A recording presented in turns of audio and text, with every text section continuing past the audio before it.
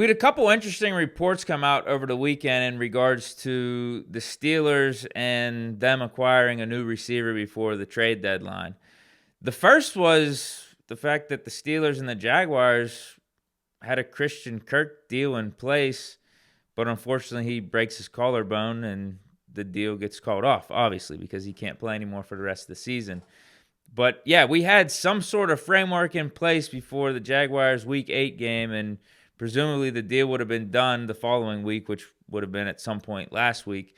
But yeah, Christian Kirk goes down with the injury, and this is all according to Adam Schefter. So yeah, there's probably some validity to all of this. That's a bummer. Yeah, Christian Kirk would have been a nice addition to this offense. Now, whenever I was talking about receivers to trade for, I wasn't really considering him that much, especially too since we already got a Roman Wilson in-house who has like the same archetype, same prototype as a receiver as a Christian Kirk. And I just didn't think Christian Kirk was as good as Cooper Kupp and some of the other names, Devontae Adams, that we were mentioning. But he's still a very legit receiver, and I think would have been a nice addition to this team. Also, considering Roman Wilson is on IR and hasn't even played a snap for us. So it's not even like we're holding out or we got like this spot here for Roman Wilson chilling. He's played, like 5 snaps this whole season? Yeah, maybe Roman Wilson could be Christian Kirk down the line, but for this season and this season only and trying to win a Super Bowl, we could have used a Christian Kirk. That would have been a nice little deal, I think. Add him to Pickens, Van Jefferson, Calvin Austin, Scotty Miller. That would have been nice. That would have been nice because Christian Kirk can play both inside, he can play outside, but majority in that slot. But he's still a deep threat, still a speedy guy, good route runner. Bummer.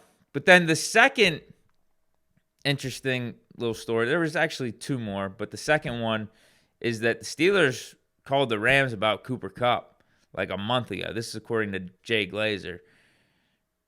And I guess it really doesn't mean anything now because Cooper Kupp is not available. Rams win again. Cooper Kupp has another great game. Stafford balls out, has a game-winning drive in overtime, and they are right in the thick of the NFC West. So Cooper Kupp, not available. I said that last week after they won on Thursday Night Football against the Vikings. But I guess you appreciate the fact that the Steelers are really doing their due diligence to the highest degree. We were in the mix for Devontae Adams, so why not be in the mix for Cooper Kupp? And the fact that we were the ones making the calls even before the reports came out that the Rams were open to trading Cooper Kupp. That was like 2 weeks ago. So the Steelers were calling them like a month ago, trying to talk them into trading us Cooper Kupp, or just at least seeing what the interest is, or seeing what the landscape was. I mean, I guess you appreciate the initiative, you appreciate the effort, but ultimately, effort and initiative doesn't get results. And if you want to talk about results in the Steelers in this season, if you look at it from a bird's eye view, we are 6-2. So even though we haven't got this receiver trade done that we've been clamoring for, going all the way back to Ayuk in the offseason, we are still 6-2. So adding a receiver obviously hasn't been that much of a need up to this point. But I think going forward, it's a need, like just in terms of at least depth. That's the bare minimum.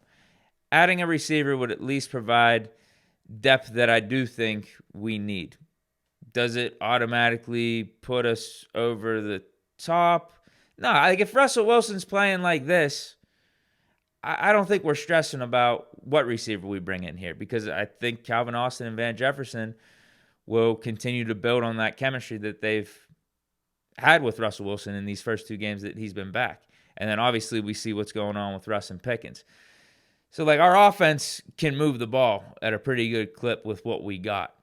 But at least in terms of depth, add a guy. And there's a lot of dudes out there that can make impact, that actually can add something to this offense, but can also at least provide that depth. Just look back to the big board that I dropped in last week's video. And we won't even focus on, I had 8 names. These are guys that are realistically available, that are semi-big names, can make impact here, but also can provide depth, can be had at a reasonable price. We're not even going to focus on the bottom 3 names because I'm not even going to be excited if we trade for those dudes. Jonathan Mingo, KJ Osborne, Tyler Boyd, they didn't do anything in this past week either. Tyler Boyd, 1 rush for 3 yards, did nothing receiving. KJ Osborne, 1 target, 0 yards. Jonathan Mingo, 1 target, 0 yards for the Panthers. There's a reason all those guys are available. And I don't think they're necessarily upgrades automatically over a Calvin Austin, a Van Jefferson, or a Scotty Miller. At this point, and at the stage of the career that those 3 guys are, I don't think it is. They would provide depth, though. I don't think they give us upside, ceiling, potential dynamic plays down the stretch, though, that the other 5 names that I brought up on the big board would do. Mike Williams, Adam Thielen, Darius Slayton, Jacoby Myers, and Cortland Sutton. Now, let's just look at those 5 names and what they did from last week and whether or not I think they are more available or less available. Like the likelihood of the Steelers actually being able to acquire one of these guys has gone up or down. Cortland Sutton, the number 1 name on my list, the top-ranked guy, I think it's less likely, way less likely. I guess there's still a chance if the Steelers offer something good enough, which would probably have to be like a second-round pick, but I don't think we're doing that because Cortland Sutton had 7 receptions for 122 yards. The Bo Nix, Cortland Sutton connection continues to grow. Sutton has almost 500 yards on the season. Broncos still in the mix for the playoffs, even though they got housed by the Ravens. I don't think Cortland Sutton's going anywhere. Jacoby Myers, though, like Cortland Sutton, had a really nice game. 8 receptions for 105 yards. Raiders are cleaning house. They obviously traded Devontae Adams a few weeks ago to the Jets, got a 3rd-round pick in return for him. But they didn't trade anyone, but they fired a bunch of dudes on their coaching staff. They're in the tank, man. Like they're giving up on the season completely. So if someone can offer them something good enough that to appease them to move off of Jacoby Myers, I don't see why they wouldn't do it. And Jacoby Myers was a name that I had number 2 on my big board. I think he would be like the second best player that we could add that's like legitimately available. And he's coming off a really good game. 8 receptions, 105 yards. I think he'd be a great fit for the Steelers in our system and what we got going on offense. Raiders should be in sell mode. They definitely should be. They have been. So I don't see why Jacoby Myers would be off limits. But the 2 names that have been most thrown around with the Steelers most recently are these last 3 names: Darius Slayton, Adam Thielen, and Mike Williams. Adam Schefter brought him up on Sunday NFL Countdown, that Sunday morning show that ESPN does. And he brought up Thielen and Williams, and someone else recently brought up Slayton. I don't know if that was Schefter again, but it was another reporter brought up Slayton. It might have been Orlovsky today. But so let's go over what these 3 names did last week. Slayton, not a bad game. He got hurt, though, got concussed. He had 3 receptions for 40-plus yards. I don't think a concussion is stopping a team like the Steelers from trading for him. If we trade for him, he's got to sit out another week or so. I don't think we're stressing about that because we're at least trading for him for the depth. Like I don't think, just look at what Deontay Johnson did with the Ravens this week. He didn't do anything. Like he was playing limited snaps. So I think for the Steelers, it would be a similar case if we got one of these new receivers in. I wouldn't expect much from them in the first week, 2 weeks anyway. So I think Darius Slayton is still definitely out there on the table, available. It's just whether or not the Steelers prefer him versus an Adam Thielen or Mike Williams. Adam Thielen, he's still recovering from the hamstring injury, but there's no reason why he shouldn't be available with how bad the Panthers have been. And then Mike Williams, I actually think he's probably less likely to be available because even though he didn't do much in the Thursday night game, 1 reception, 6 yards, Alan Lazard has been put on IR. So that's one less weapon for Rodgers and the Jets offense, and one of the guys that Rodgers is familiar with. He's not available, so that leaves their wide receiver core a little bit more sparse. But I don't think too sparse to the degree that, you know, if Jets liked an offer that was being thrown in there for Mike Williams, they wouldn't move off him.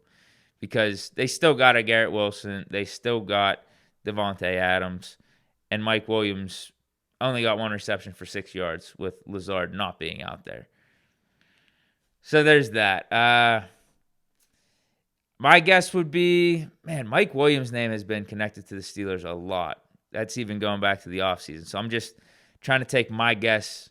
If I had to pick one name, I think it would be Slayton or Thielen, but I think those two would make the most sense right now. Jacoby Myers, actually, I mean, those three. Those would be the 3 names. Any of those 3, I'm completely good with. Makes a ton of sense. Great fit for the offense. Mike Williams, though, I weirdly think we're going to be trading for Mike Williams just because he's been so connected to the Steelers going all the way back to the offseason. There must be something that we really like about him because even with his poor play with the Jets this year and his inconsistency, we're obviously still interested. But Thielen, Slayton, Jacoby Myers, those would be my 3 names.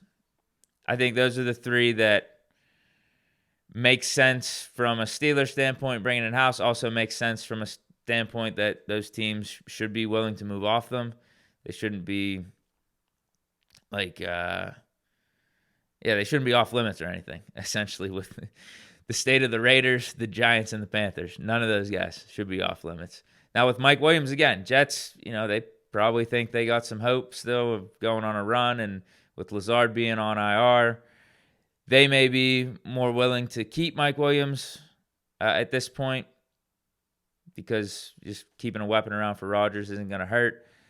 And then with Cortland Sutton and the Broncos, I don't really see that one happening. Broncos still in the playoff mix. Taking a weapon away from Bo Nix, the guy that's being targeted the most, the guy that is the best weapon out there for the rookie quarterback. I don't think it really makes sense at this point. So those 3, Myers, Slayton, Thielen, I think make the most sense from a Steelers standpoint and the team that's trading them away. But I just weirdly think that somehow Mike Williams is going to be a Steeler by 4 o'clock tomorrow. But let me know your thoughts down in the comments. This is kind of like the updated wide receiver trade talk, the trade buzz. What do you think is going to happen? Do we trade? I don't even know if we trade for a receiver now at this point either. I have no clue. I have no clue what to think. I think it's basically like a toss of a coin. Flip of a coin, if it happens. Obviously, we're interested, but how Omar Khan deals, if the offer doesn't favor us or if we don't think we're getting the better end of the deal, I just don't think he's making I don't think he's making the deal. I don't think he's making the trade. He's done it in free agency. He's done it with every trade that he's done. So I don't see why this would be any different. We're not gonna go out of our way. We're not going to pay a premium price for any of these receivers. It's gonna have to be at a discount for sure. But let me know your thoughts down in the comments. Just wanted to give an update video on some of the trade talks, the trade buzz that's been taking place. Stay chilling. Peace.